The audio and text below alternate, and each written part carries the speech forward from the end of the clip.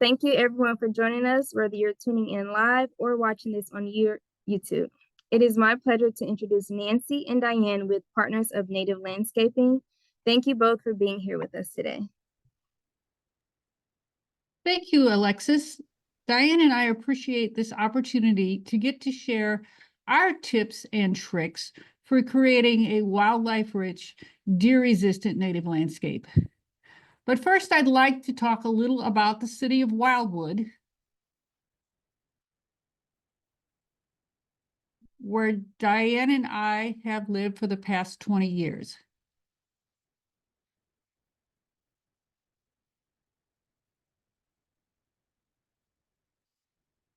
Okay, we will get there. Okay, yes. Next slide, Diane, please.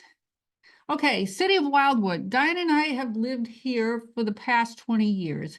And in that time frame, we have seen the deer population greatly increase. Right now, we're at about 73 deer per square mile. The Missouri Department of Conservation believes a healthier herd is 10 to 40 deer per square mile. With that large deer population, we've had impacts to our resident safety in mainly in vehicle deer collisions, health risks, increase in tick population, environmental impact. When you have that many deer, they do strip the understory of our woodland ecosystem, additional property damage, and impact on the animals themselves. At that number, the deer are simply hungry. The city of Wildwood is seeking to bring back some ecological balance. However, I've had many gardeners say, I've tried to put in a native plant garden, but the deer ate everything and I gave up. To meet that need, Diane and I created this presentation. But first, I'd like to talk a little about the sites we will be discussing today. The first one being the Shaw Nature Reserve Deer Study Site. Shaw Nature Reserve implemented a deer study in 2007 that ran for 3 years. It was a deer browse study, and it was actually run by my co-presenter today, Diane Donovan. Another site we will be discussing is the garden in front of the Visitor Center at Rockwood Reservation. It is a deer-resistant native plant garden that I had a major role in implementing.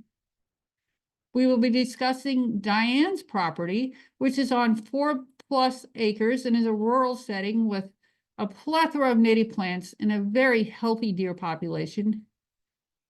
And also my home, which is more of a traditional suburban setting, again, with a large amount of deer, including these 2 cute fawns that spent the summer in my backyard a couple years ago.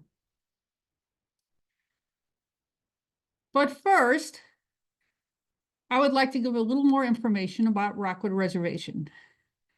In the fall of 2021, the Missouri Department of Conservation asked my Missouri Master Naturalist chapter to take over the care and maintenance of this garden. At that point, the garden was surrounded by a 4-foot fence to prevent deer browse. This not only made viewing of the garden difficult, it made maintenance even harder. Since we already knew of the issues in the area with deer browse and maintaining a native garden, we seized this opportunity to ask the Missouri Department of Conservation if we could redesign and install a deer-resistant garden and take down that 4-foot fence. With a little bit of persuasion, they agreed. And then the fall of 2022, this deer-resistant garden went in. It has been there since that time and is actually a living laboratory of deer-resistant native plantings. It is a woodland garden, so it is pretty much at its peak right now. So if you have an interest in visiting a demonstration native plant garden, I would encourage it. In the front of that garden is a box with these flyers that actually has all the deer-resistant plants in the garden. One thing we do have is a little bit of deer resistant strategies in this garden. Before we go to the next slide, I will point out there was a physical barrier. We have a fence. That fence pre-existed our garden. Some other deer deterrent strategies are repellents like liquid fence, which is used at Rockwood approximately every 2 weeks. Deer are habitual feeders, so if they find something in a garden, they will come back. So if you're going to use some type of repellent, I would suggest start early in the season and be consistent. Other scare devices that do work for some people are dogs. I think I'm the only person on my street that does not have a dog. So I'm the one with the deer path through my backyard. Some people use motion lights and others choose to use sprinklers. This water scarecrow you see pictured here is something I've used with good success. It has a beam. If the deer breaks the beam, the oscillator goes off for about 5 seconds, scares the deer and gets them a little bit wet. The only downside is when the gardener breaks the beam, scares the gardener and gets the gardener wet. It's a price to pay, but it has worked well for me. Something else I would like to talk about is tree guards, not for deer browse, but for deer rub. In the fall, in the September-October timeframe, when Mr. Itchy Antlers comes up and decides to mow down that sapling that you've taken care of all summer long, it's rather disheartening to walk out in the morning and find that tree either laying over or snapped in half. This will prevent that and is well worth the investment. But mainly today, we're here to talk about designing a deer-resistant garden.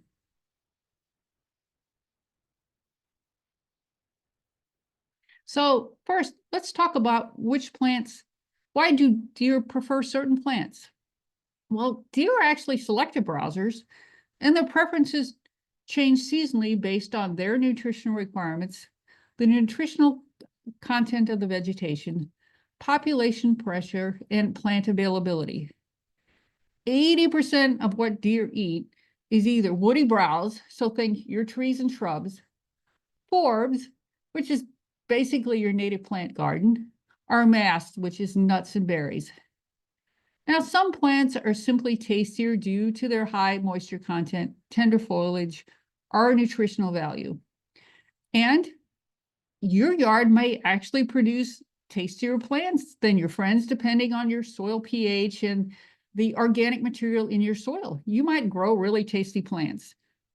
Also, deer are unique, so some deer will browse on a plant where others may not. On the other hand, what plants are deer resistant? I say deer resistant as opposed to deer proof because, again, individual deer vary, and it also depends on how hungry they truly are. But some things to look for: tough texture, like this rattlesnake master you see here, are strong scents, like this bee balm, fuzzy texture, like this pussy toes, and in my yard, they've never messed with these pussy toes. And another one they've never messed with is this prairie drop seed with its thin blades. One other family is toxic plants like butterfly milkweed or blue star, which contain a caustic sap. So giving all this information, how do we design a deer-resistant garden that's also friendly to wildlife? Well, there's 4 things we really need to keep in mind. The first being layered defenses. So you want to combine plants that have prickly textures and strong scents to create that multi-sensory deterrent. And I would also like to point out, deer are prey animals. That means they have really good vision to the side. Their vision is very limited right where they go to bite. So if you have a moderately tasty plant and something that's prickly or smelly right next to it and they get a bite of both, the odds of them coming back for a second bite are pretty low. Height variation. A white-tailed deer can jump a 6-foot fence standing still. So what does that mean for the homeowner that's got a 4-foot fence? It means you want to put a 4-foot bush or shrub in front of that fence, and maybe a 6 to 8 foot tall, larger shrub or small tree on the other side of that fence. Suddenly you've got a barrier that deer cannot jump. Another thing that I cannot emphasize enough is sensory confusion. Deer's sense of smell is 1,000 times stronger than ours. And they also use that sense of smell to protect them from predators. So if they walk into your garden that's got a lot of strong scents, they're not going to be able to smell a predator. That's going to make them uncomfortable. And let's face it, if their sense of smell is 1,000 times stronger than ours, your garden's also going to really stink. Finally, natural barriers. There are native shrubs like sumac and spicebush that deer prefer not to browse on. And if you can get them in your garden to stop that deer path from coming right through that garden, it's going to be helpful.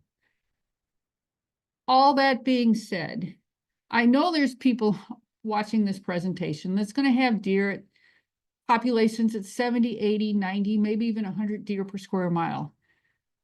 In order to create the garden that you're hoping for, you're probably going to have to go back and look at some of those physical barriers as well. The key to making this work is those multiple layers. But the more layers you put in, I think the more success you will have. Diane?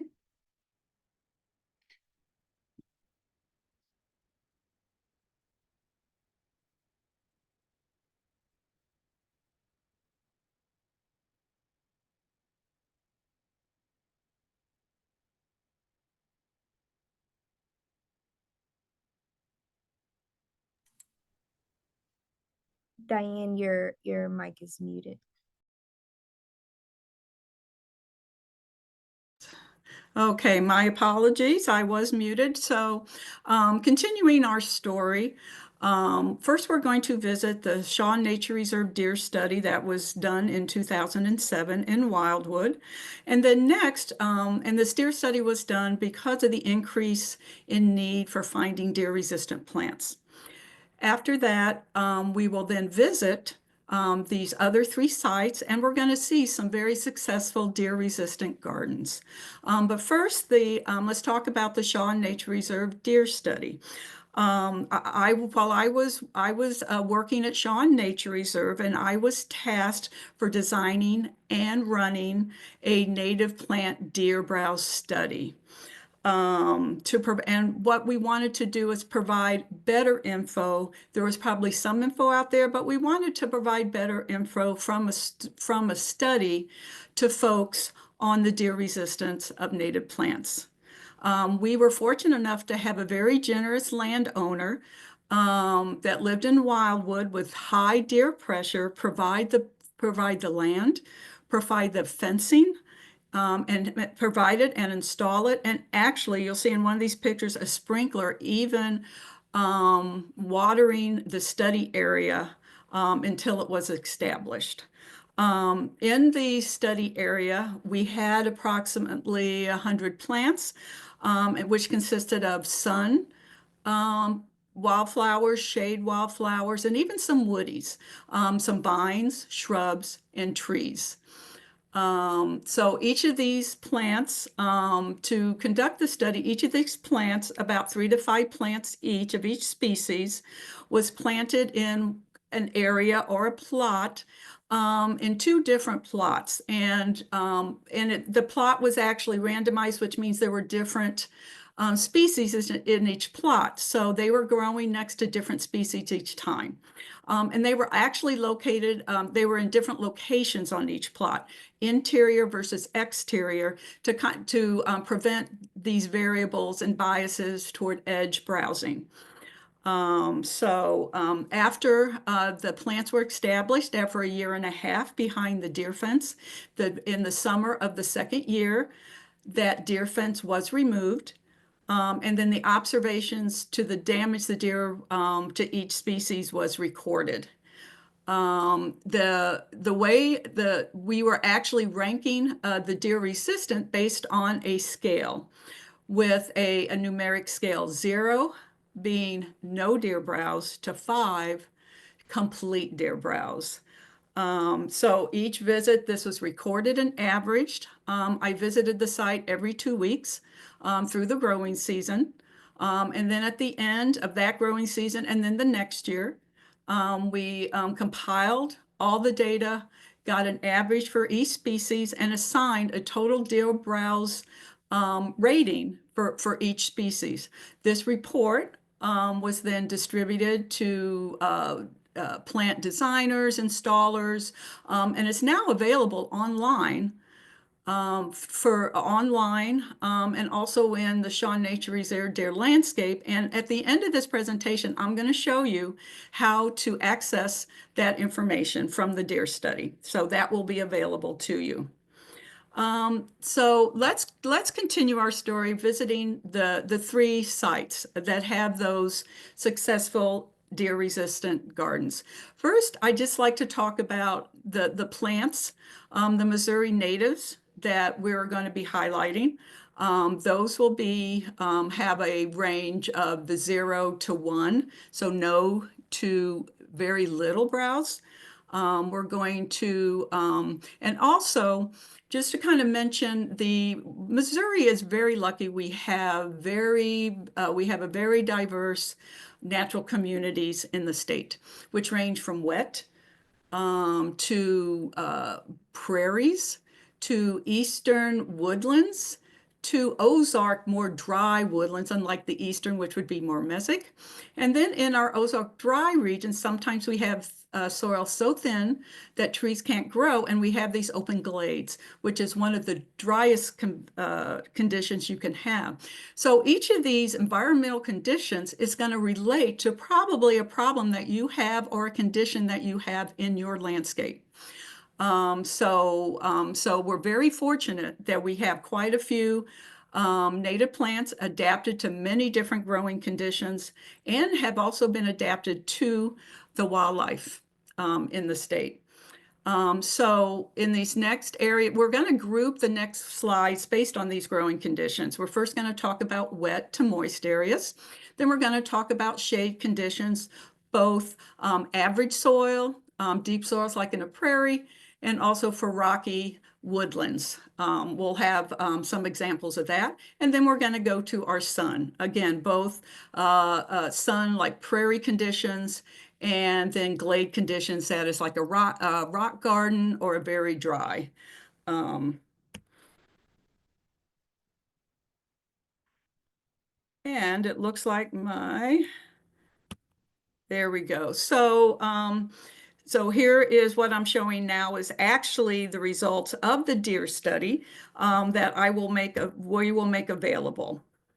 So again, what I mentioned, the plants we're going to highlight are plants that have very high deer resistance, plants that are adapted to these conditions, and also that also provide maybe additional wildlife benefit. So the first condition I want to talk about is the moist to wet soil. We're going to be visiting my yard because even though I am actually more in the Ozark dry woodland, I did have a spot where was actually an original vegetable garden that had extremely good soil down from our driveway. So it was actually getting runoff from the driveway. So it was moist a lot of the time. So it would actually kind of resemble a rain garden. So this is a typical rain garden, and some of the plants you're going to see in here that are adapted to the moist to wet soils are, one is the swamp milkweed, and this one has wonderful wildlife benefits, especially since it's a host for the monarch. And it also attracts the pollinators, the butterfly pollinators. So it is in the milkweed family, and one thing you're going to see is that a lot of the families have the same conditions. For instance, the milkweed has that toxic sap. All milkweeds have that. So all milkweeds are going to have some deer resistance. And we're lucky, again, because we have those diverse communities, we're going to find milkweeds available in all these different conditions I'm going to show you. The next one is called Helen's flower. Another common name is called sneezeweed. We like to use a little bit less negative common names in this presentation. This is the yellow flower in this picture. It's a very nice, and the reason it's deer resistant, it does not have a good taste and it's very tough. It is not toxic, but it is not a preferred deer and has high deer resistance. The next flower in this picture is the blue lobelia. This is one of our beautiful lobelias that we have that is adapted to wet soils. And also, these plants that I'm showing you is adapted to these conditions. That doesn't mean that's the only condition it grows in. A lot of these things you're going to see average to moist, which means even though it's adapted for this, it can grow in multiple conditions. But these are the plants that are definitely adapted to the wetter soils. Now, I mentioned I only have one site in my yard that actually has this type of growing condition. So what I've done, because once I did this rain garden, I just fell in love with the wetland plants, just loved it. So I actually adapted my yard to where I actually put some hard plastic plant liners, dug a hole, put it into the ground, and filled it with soil. So thus holding that moisture, so I could grow additional wet plants. Here's an example where this was an actual, in my yard, I had a liner in there and I put in these beautiful copper iris, which is one of the two irises we have, including the blue iris, that are deer resistant. As you probably know, irises are pretty tough plants. So this is one tough for them to eat. So they tend not to do that. And this copper iris is also a great hummingbird plant. So it's a great one to have in that growing condition. Another thing that is a great plant are sedges. This is just one example of sedges, but sedges, like grasses, when you're trying to design a native garden, gives you this wonderful texture, this thin leaf, as opposed to some of the wider leaf plants that we have. So this is just one sedge, but there are very many that are adapted. If you ever go to wetlands, you're going to see a lot of different sedges. So this is just one example of that.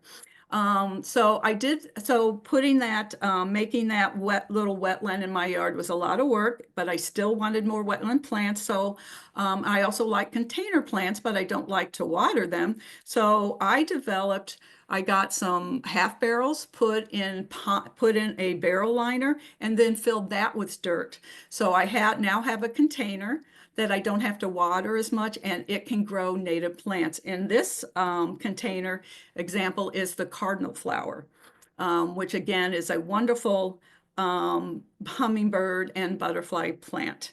And you can also see in there is a blue lobelia. And here is another container, that half barrel that I use. You can see I installed a little pontoon, and there's the iris growing in that half barrel because it has a liner and filled with dirt. One of the plants I just learned about just recently is an aquatic milkweed. It's not that common of a plant, but it is a milkweed. It's one of the shorter milkweeds, so it's great for a container.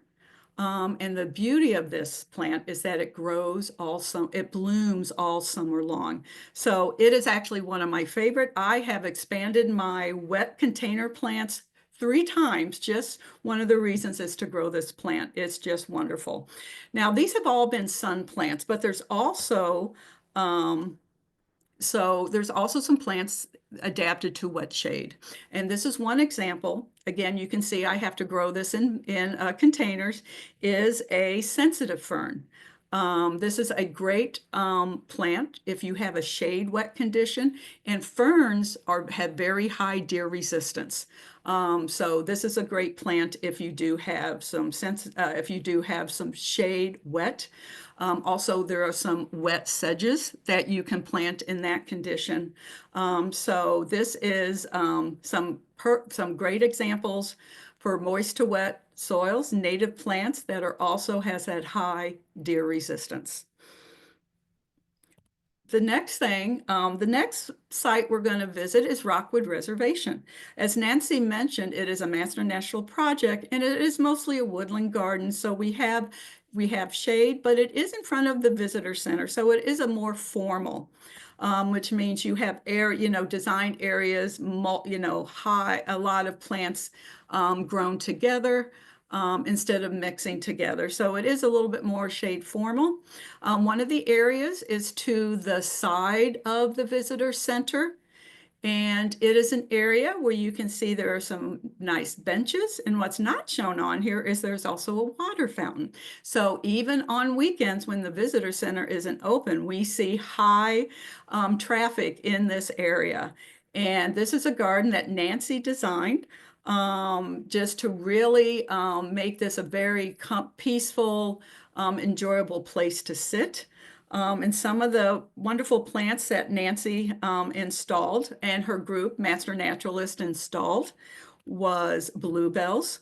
Bluebells are ephemeral, which means they come up, they bloom, they set seed, all before the leaves come out, and then they go dormant.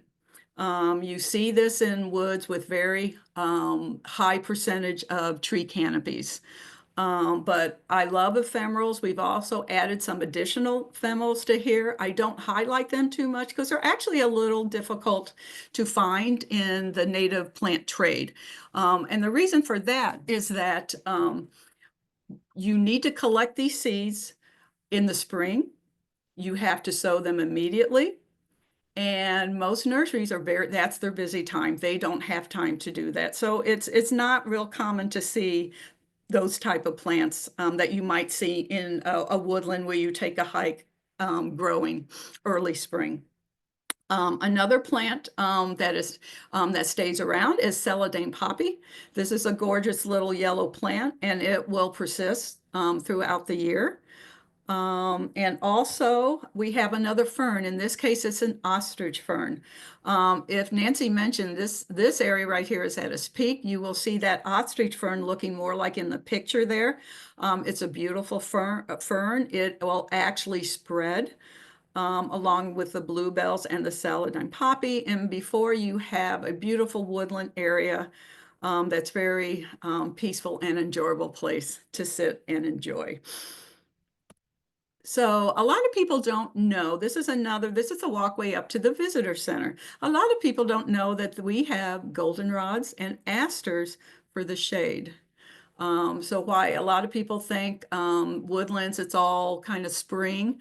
We also have, you can really extend your bloom period by introducing goldenrods like this one. Which is the cliff goldenrod. And there are other species. Here, this one is really cool because normally it flows down over a cliff. Here it's flowing down over the fence and looks very nice. And it's a good pollinated species. This part of it, again, remember, this is a kind of these were pictures from probably only the second year, but this is an area where we already had established trees and we're growing a lot of ground covers underneath it. One is columbine, which will spread by seed and can kind of populate an area if you have the right conditions. Also, golden ragwort is one. Another is a great one. This one will spread. It will be blooming in spring with little daisy flowers. This species right here is for a little bit of the drier, even though this is a average soil planting. And it is already starting to spread and cover this area.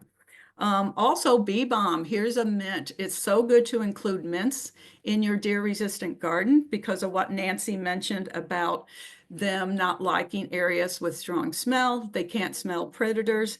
So, and the nice thing about the mint family is that they all have this smell. We have many different conditions. They can tolerate some shade.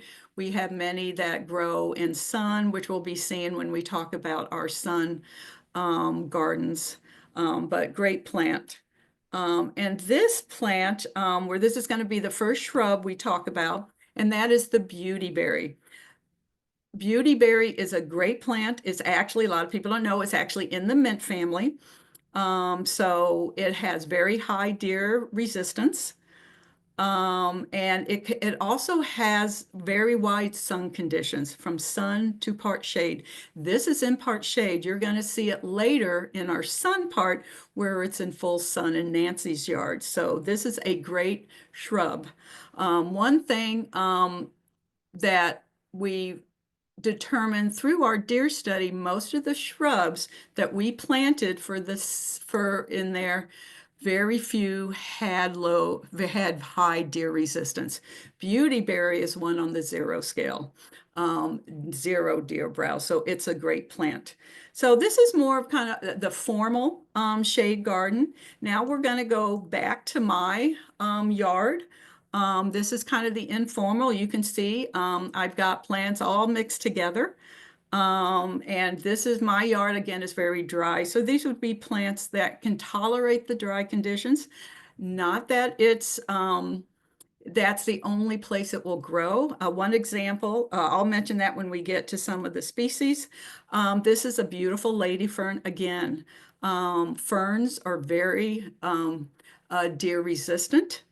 Sometimes the exciting part is that we're seeing more nurseries make ferns available, some native ferns available. So it's a great deer resistance plant. Now, pussy toes, you're going to see this is a very small plant. That's the fuzzy plant that Nancy highlighted. There was one time Nancy sent me a picture of this same pussy toe in her yard, which has very good soil, and I didn't recognize it. So again, even though it's growing small in my dry, it can also grow in better soil in a little more sun. So very part sun to shade, so very flexible growing conditions for that plant. We mentioned irises in the wet garden. There is a shade iris called the crested iris that gets a beautiful blue flower. And it is again a spreader. And it just gives some, new kind of textures. But you can see it's gorgeous next to the fern, great textures. Whoops, sorry about that. And another one is Jacob's ladder, a spring blooming plant that has pretty good high. I think that's also at the Rockwoods demonstration deer garden. But again, it's shade and same thing. It can, I spelled moist wrong, but it tolerates average to moist conditions. And wild ginger, another great ground cover. If you're trying to do a shade garden and need to kind of fill in, wild ginger is a very good one. And again, high deer resistance. There's one plant in here you probably noticed because it really sticks out, and that is our Indian pink. I put that more in a pink or orange because Indian pink does not meet the criteria of the 0 to 1 deer resistance. However, you heard Nancy mention the designing a deer resistant garden. I can actually grow this plant because it is in with a garden that has many deer resistant species. And I have pretty good luck. So when the ferns get bigger, it's actually hiding that Indian pink leaves, but the Indian pink is high enough that we get some gorgeous blooms. So here is an example of, putting multiple deer resistant species in. And once you get those established, then you can start introducing some of the ones that aren't quite so deer resistant. This is a favorite of folks, the Indian pink. So if you really like that, it's not a high deer resistant, but if you put it in with some deer resistant, you can probably get it to grow. Moving on, before we move on to the sun, I would like to talk a little bit about what we call soft landings. And the reason I want to talk about this is one, it's great for wildlife benefits. And it's also, we have many native deer-resistant plants that can help you with this. A soft landing is actually adding understory natives to create what they call soft landing space that supports life cycles of a lot of insects, especially caterpillars and butterflies and moth. What a lot of people don't know is and the soft landings is very important to have under keystone species, and this is a pin oak. And when we mean keystone species, it is a species of trees that support a high number of caterpillars, moths, and butterflies. And oak is just one. But a lot of people just think about the pollinators, the butterflies, and providing food. What you don't know is 90% of the pollinators, of the caterpillars, actually are actually complete their life cycle off the host tree. They pupate off the host tree. Where do they go? They go down to the ground. They do it in the leaf litter, sometimes even underground. So even though we're providing great nectar food for them, if we don't provide these areas under their keystone trees, then they may not be able to complete their life cycle. So this is and the thing about this, we have some wonderful plants that you can use to create these soft landings. Robin's plantain, that's the white flower you see blooming there. And it's a spreader. And it has soft fuzzy leaves, so that's probably why the deer leave it alone. There's the golden ragwort I actually mentioned in the Rockwoods slide. And of course, sedges. Yes, we have wonderful sedges, not only for the wet sun, we have wonderful sedges for the woods. And you will see those available through the nurseries. My yard, I just have, just on its own, multiple sedges growing in my woodlands. So what we're kind of pushing here with the soft landing is to kind of reduce the mow areas, increase the native areas, especially under these keystone plants species. And just to give you an example, oh, and also wild stone crop. I forgot I had another one. This is another one that grows in the shade. This is one of our native sedums, and is another one great to add for under trees because all these are low roots. And just to give you an example, this is my side yard that the previous owner was mowing. I am actually on 4.5 acres. The previous owner was mowing probably 2.5.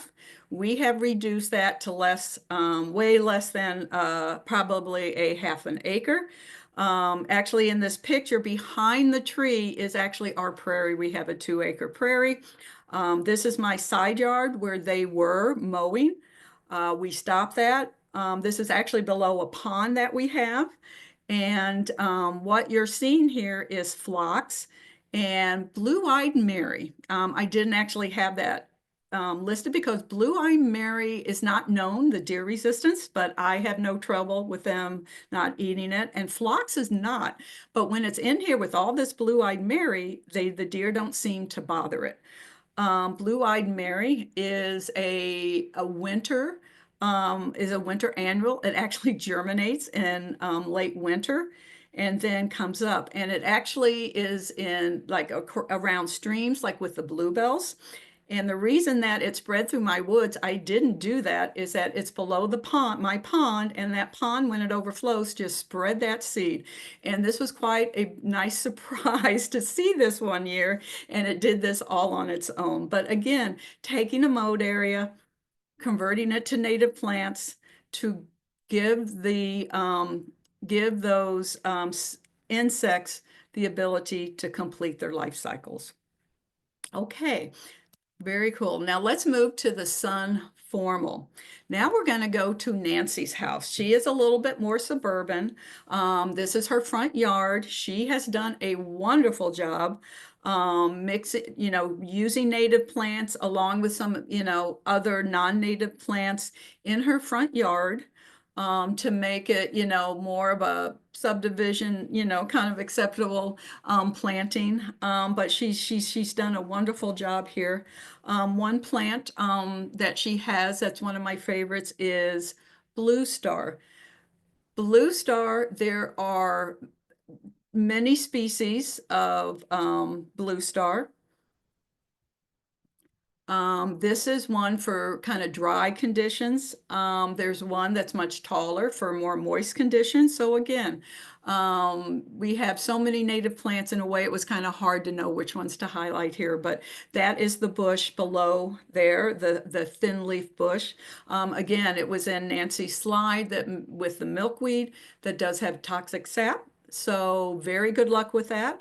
High deer resistance. The pink is the glade coneflower. Now this is one, you know, we mentioned all sedges, a lot of the ferns, the blue star, the milkweeds, all the different types in that grouping have similar. Now the coneflowers are a little different.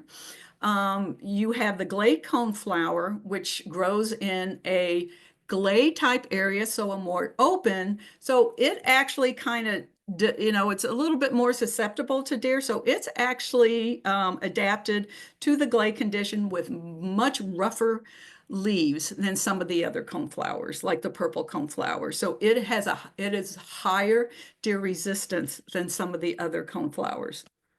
Coreopsis is always a favorite in our dry to average landscape.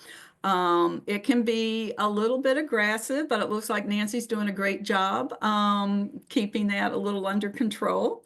And actually, if you look next to that Coreopsis, that is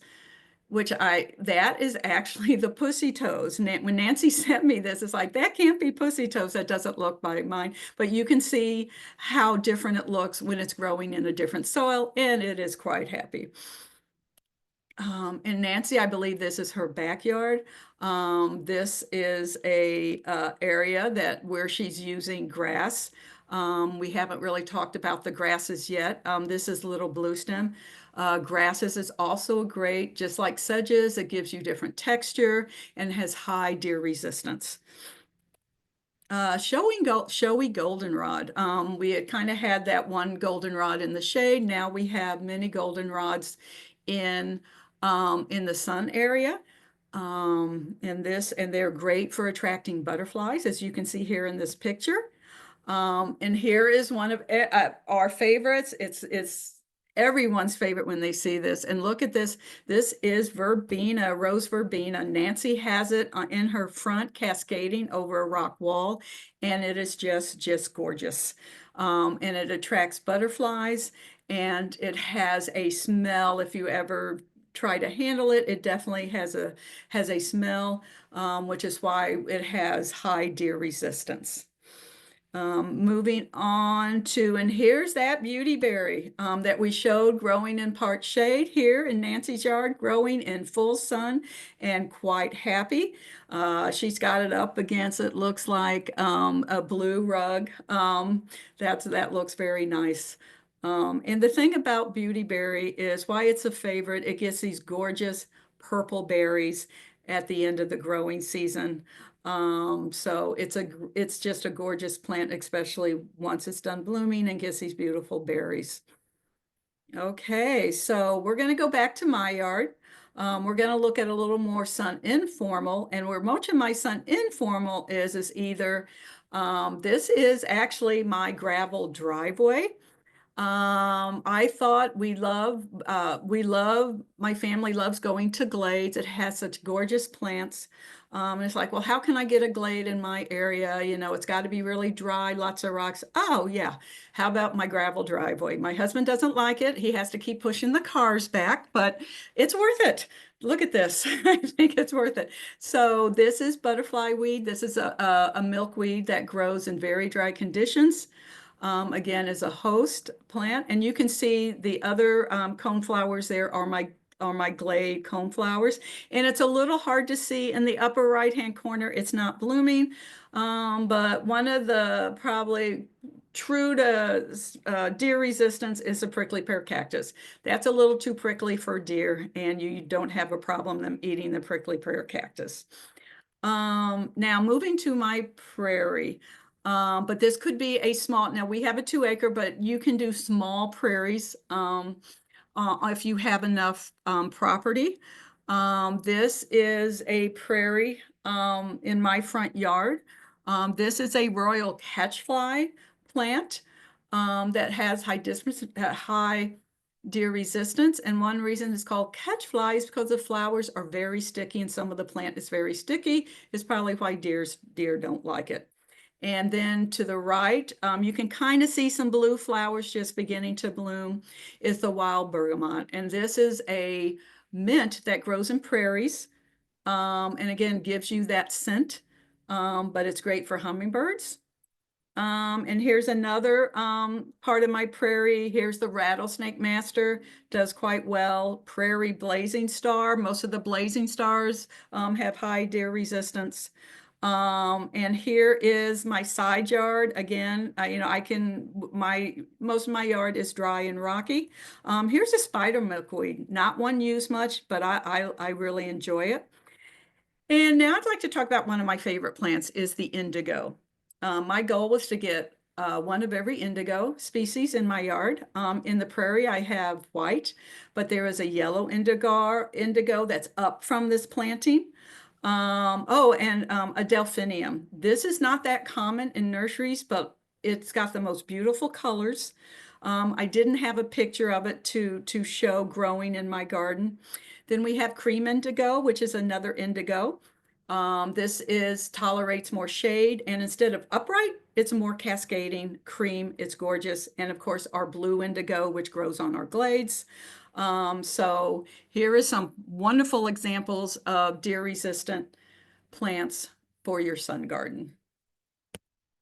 Oh, and one thing I wanted to show here, you probably can see some purple plants in almost a lot of these pictures, and that's a purple poppy mallow.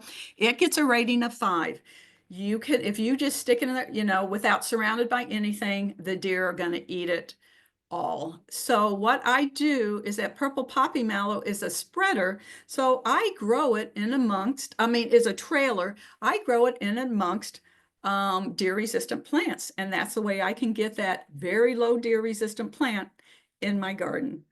The last things I'd like to talk about are vines and woodies, vines, and trees and shrubs. Here is a beautiful vine, coral honeysuckle, great for the hummingbirds.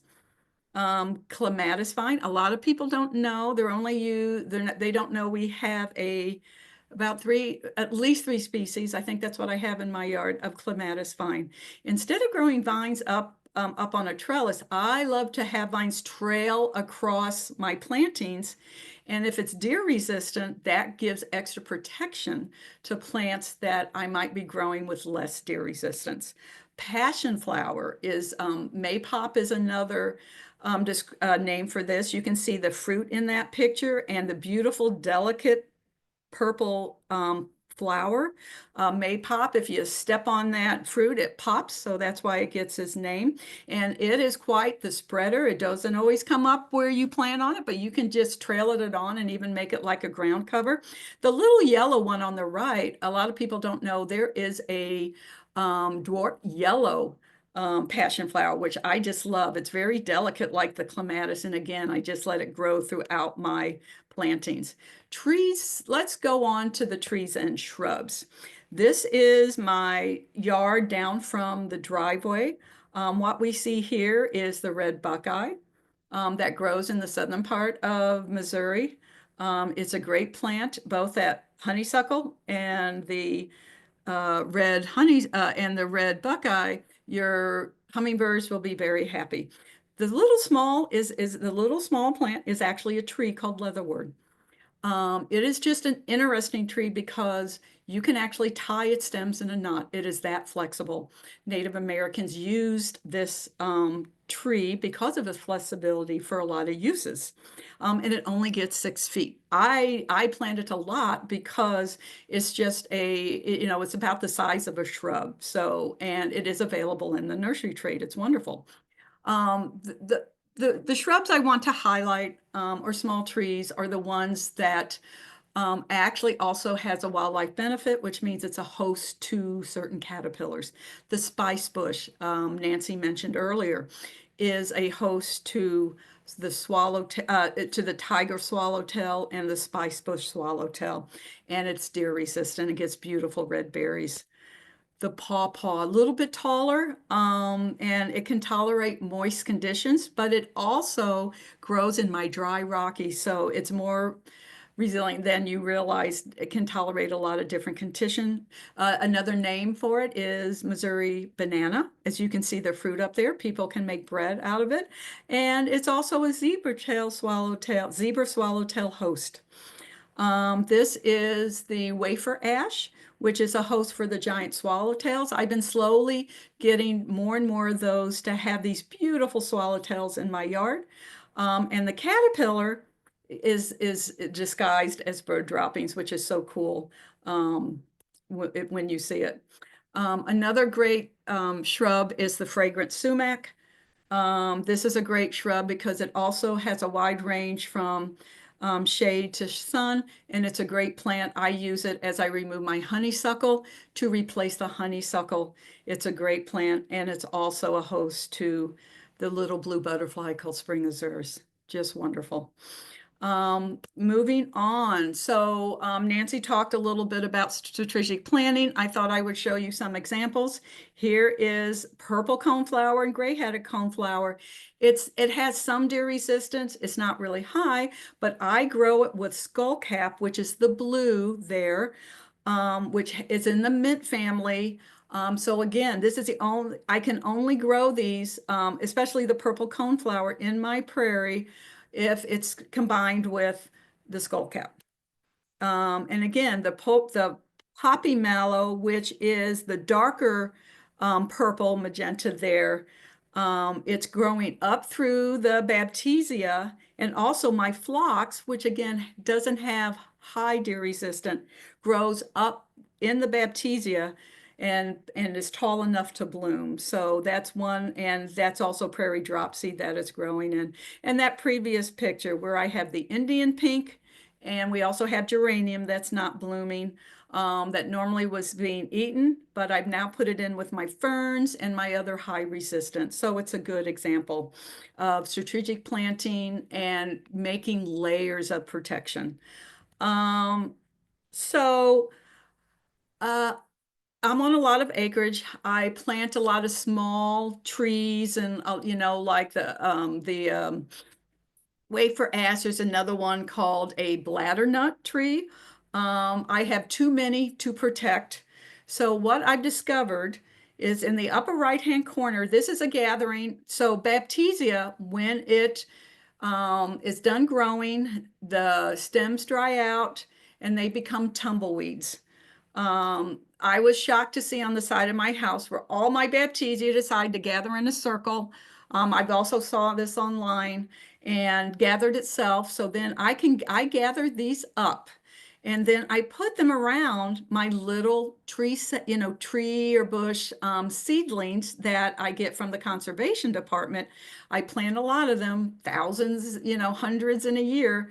So I put that baptisia stem next to it, and the deer can't find it. So it's a much cheaper example. So here is an example of a bladdernut that I was not able to grow until I put that baptisia. And now, I just took this picture. Now that it's starting to growing, this is the most leaves I've ever had on it because it's disguised with this stem. So a lot of different techniques. If you got a situation where it's, kind of too expensive to try to protect everything and you're not good at getting out and spraying, there's some options. I also use just branches to disguise plants or shrubs or trees until they get tall enough. So, just a lot of kind of little tricks that we learned over the years to keep our plants, deer resistant. Okay, so that's all the gardens. So I hope we enjoyed our little tour, the wildwood sites. I sure enjoyed showing it to you. I did mention that a lot of this information is available online. So we have some wonderful local resources for learning about and purchasing deer resilient native plants. If you go online, if you look at the upper left, if you just type in Shaw Nature Landscaping or Shaw Nature Deer Study, it will pull up the Shaw Nature Deer Study, will pull up Missouri Missouri Botanical Garden document, and that is the results of our deer study. The other Shaw Nature Landscaping will pull up the landscaping guide. And there's also at the Rockwoods Reservation, if you type in wildwood deer resistant plants, it will bring up that brochure Nancy mentioned. Grow Natives has great databases where you can actually select deer resistance. And it's the same thing with some of the local nurseries, or not local nurseries. We have lots of plant sales, farmers markets with a lot of our native plant nurseries come. And if you go online to a lot of those, you can actually click. They will have filters where you can click deer resistance, and it will provide you a list of all the deer resistance. So there's a lot of options for getting this information just by searching online. Okay, so so that's pretty much is our story. I also just want to mention all the resources that we have here in Missouri. Of course, the Partners for Native Landscaping for supporting this, for giving us this wonderful webinar. Bring Conservation Home will actually send experts to your house to help you help with your native gardens. Wild Ones they actually do monthly field trips if you want to go out, meet other people interested in native plants, and go see people's yards. And of course, Shaw Nature Reserve has great information, and also has some classes. And of course, Master Naturalists, if you want to get out there and get hands-on, like if you had worked at the Rockwoods Reservation, you would have learned a lot about deer-resistant plants. And Grow Native, who also gives us a lot of information where you can find native, plant nurseries. And just so there is so much wonderful information about native plants, deer resistance available to us. So that kind of concludes our presentation. I am so excited you came to the webinar today.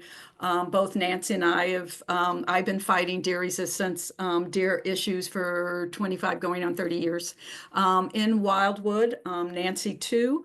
So we're very excited to share the information and our experience with everyone on deer resistance, and we truly hope some of this information will help you with the issues that you're having. It is very difficult. The deer population density is getting very high.